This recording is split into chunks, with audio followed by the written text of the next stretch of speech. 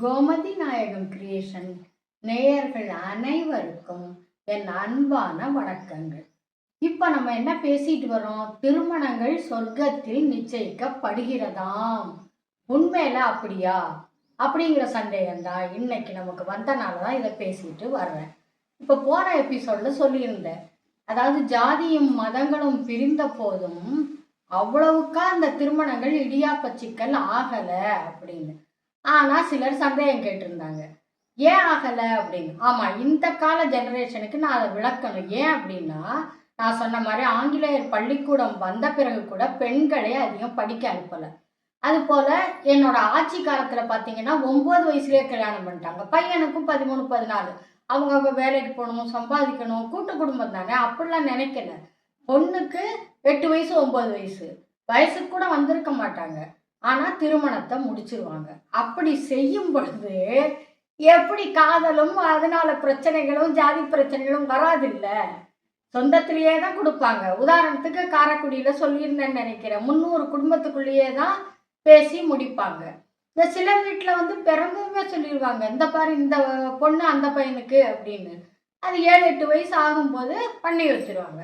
அது போல அந்த காலத்துல மாமியாருக்கு ரொம்ப மரியாதை கொடுத்தாங்க, சீர் கொடுத்தாங்க. எல்லாம் ஏன்? இந்த 7 வயசு 8 வயசு பொண்ணுக்கு என்ன தெரியும்? ஒன்றும் தெரியாது. மாமியார் தான் வளர்க்கணும். அதனால தான் அவ்வளோ மரியாதையும் கொடுத்தார்கள், சீர் கொடுத்தாங்க எல்லாம்.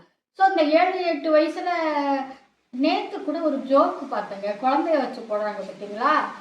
அந்த ஜோக்கில் இப்போ ஒரு குழந்தை சொல்லுது, யார் இது அப்படின்னு. என்னோட கேர்ள் ஃப்ரெண்டு தான், இவ்வளோதான் நான் இது என்னது பாலர் பள்ளிக்கூடத்துலயே? ஆமாங்க, இன்னும் கொஞ்சம் போயிடுச்சுன்னா யாராவது லவ் பண்ண ஆரம்பிச்சிருவாங்க, அதனால நான் பாலர் பள்ளிக்கூடத்துலயும் உசார் பண்ணிட்டேன். ஸோ இந்த நிலைமைக்கு நம்ம வந்திருக்கிறோம்.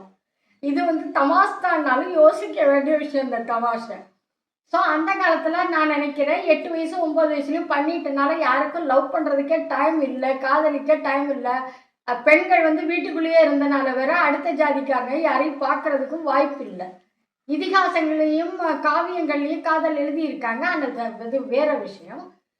சாதாரண குடும்பங்கள்ல வாய்ப்பே இல்லை பெண்களுக்கு. பெண்களை பார்த்தா தானே ஆண்களும் பெண்களும் காதலிக்கிறதுக்கு.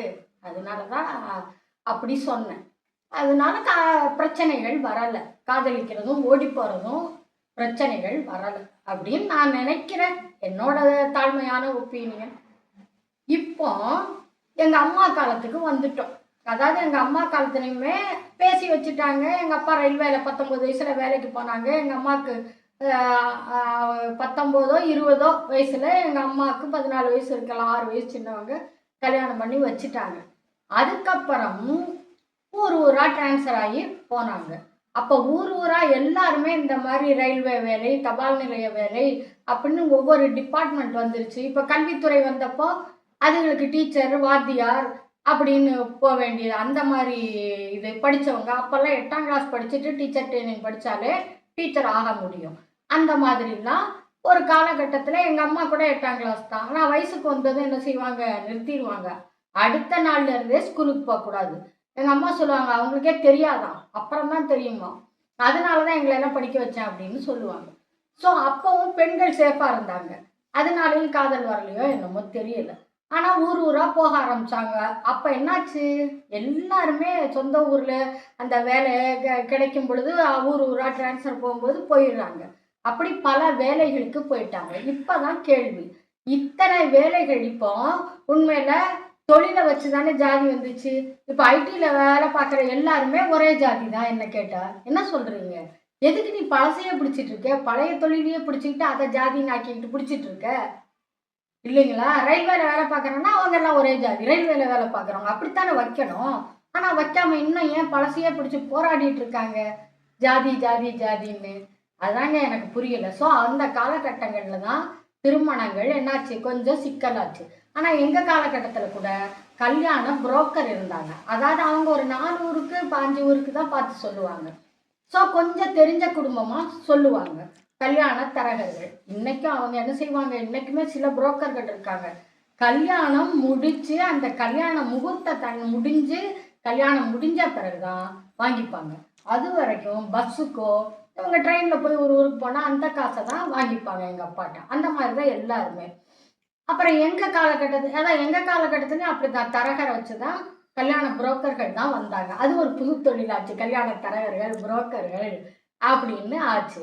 அப்படி பண்ணும் பொழுதும் கஷ்டங்கள்லாம் இருந்துச்சு. என்ன கஷ்டம் அப்படின்னா, இப்ப நான் கல்யாணம் பண்ணிக்கிட்டது அன்னோன் பர்சன். அன்னோன் பர்சன தான் 4 ஊர் தள்ளி இருந்தாலும், அன்னோன் பர்சன் தான். அப்ப இந்த மாரி தெரியாதவர்களை ஏங்க அந்த காலத்துல 1 மணி நேரம் பொண்ணு பார்த்தாங்க அப்படின்னா, அதான் பிறந்ததுலேருந்தே தெரியும். இந்த வீட்டு பெரியவங்கலாம் அந்த பொண்ண போய் அடிக்கடி பார்த்துருப்பாங்க. பையன் மட்டும் பார்த்துருக்க மாட்டாங்க. அதனால பொண்ணு பார்க்குறது அப்படின்னு ஒரு படலம் போய் 1 மணி நேரம் பொண்ணு பார்த்துட்டு கல்யாணத்த ஃபிக்ஸ் பண்ணாங்க. இப்ப அன்னோன் பர்சன் தெரியாத குடும்பத்த சொல்லும் பொழுதும், எங்க காலத்துலயுமே வந்து 1 மணி நேரம் பொண்ணு பார்த்தாங்க. அப்போ எங்க காலத்துல இன்னும் மோசம். இந்த 5 நிமிஷம் இப்ப பேச குடுக்குறாங்க பாருங்க. பொண்ணு மாப்பிள்ளைக்கு ஒரு 10 நிமிஷம் பேசி பாருங்க. அது கூட குடுக்க மாட்டாங்க. பெரியவங்களே பேசிப்பாங்க. நாங்க வந்து காப்பி குடுத்துட்டு போயிடணும் அவ்வளோதான். கல்யாணம் முடிஞ்சு முதல் ராத்திரி அன்னைக்கு தான் பேச முடியும். அதுக்கு இடையிலயும் பார்க்கக்கூடாது, பேசக்கூடாது. அப்படி இருக்கும் பொழுது அந்த வாழ்க்கை எப்படி சிறக்கும்? ஒருத்தருக்கு ஒருத்தர் பழகுனவங்க சின்ன வயசுல தெரிஞ்சவங்கன்னா குணம் தெரிஞ்சிருக்கும். அப்ப இவரோட குணம் என்ன அப்படின்னு யாருக்கு தெரியாது. எங்க காலகட்டத்திலே சிக்கல் தான். நாங்க 4 அக்கா தங்கச்சிங்க எல்லாருமே கஷ்டப்பட்டோம் புரிஞ்சுக்கிறதுக்கு. ஆனா எங்ககிட்ட எங்க தலைமுறையில என்ன இருந்துச்சு தெரியுங்களா?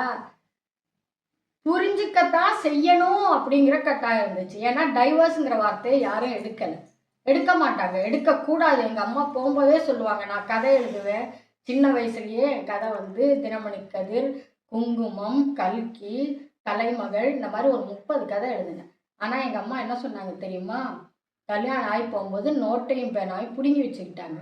இனிமே நீ அங்க போய் உட்காந்து சமைக்கணும், எல்லாருக்கும் சாப்பாடு பண்ணி கொடுக்கணும், டீ போட்டு கொடுக்கணும், காப்பி போட்டு கொடுக்கணும், அதுல ஆரம்பிக்கணும். அதுதான் உன் வேலை. உன் ஹஸ்பண்டை சந்தோஷமா வச்சுக்கணும் அப்படிங்கிற உபதேசங்களை சொல்லி நோட்டையும் பேனாவையும் பிடுங்கி வச்சுக்கிட்டாங்க. அப்படி அப்பா அம்மாக்கள் இருந்தாங்க. இன்னைக்கு அப்பா அம்மாக்கள் எப்படி இருக்கிறாங்கன்னு அனுபவப்படுற எல்லாருக்கும் தெரியும். அன்னைக்கு அப்பா அம்மா என் அம்மா இப்படி சொல்லி அனுப்புனாங்க. அப்புறம் கொஞ்சம் வருஷம் நான் ஒரு 10 வருஷம் கதையை எழுதலை. அதுக்கப்புறம் தான் சரி எழுத ஆரம்பிச்சேன்னு வச்சுக்கோங்க. என் ஹஸ்பண்ட் ஓகே ஏவிஎம்ல எழுத கூப்பிட்டாங்க. அந்த மாதிரி மீடியாவில் வேலை பார்த்தேன். சரி போ அப்படின்னு சொன்னாங்க. ஸோ இந்த புரிதல் வர்றதுக்கே எங்கள் காலத்திலேயே ஒரு 10 வருஷம் ஆச்சுங்க. அப்போ இப்போவும் நம்ம தெரியாதவர்களை மேட்ரிமோனியில பார்த்து செய்யும் பொழுது அப்பா அம்மா இப்பவும் என் ஜாதியில தான் பண்ணிக்கோ. நான் பிள்ளைகளை குத்த சொல்ல. அப்பா அம்மா நீ காதலிக்க கூடாது. இப்பவும் எத்தனையோ அப்பா அம்மாக்கள் காதலிச்சாலும் நம்ம ஜாதியில தான் பார்த்து பண்ணி வைக்கணும் அப்படின்னு பண்ணி வைக்கிறதுனால தான் நிறைய சிக்கல்கள், நிறைய கேஸு, நிறைய இது இன்னும் இப்போ பார்த்தா திடீர்னு ஜாதி வரி கூடிருச்சு. அது ஏன்னு தெரியல. அதான் அடுத்த எபிசோட்ல நம்ம கலந்து பேசுவோம்.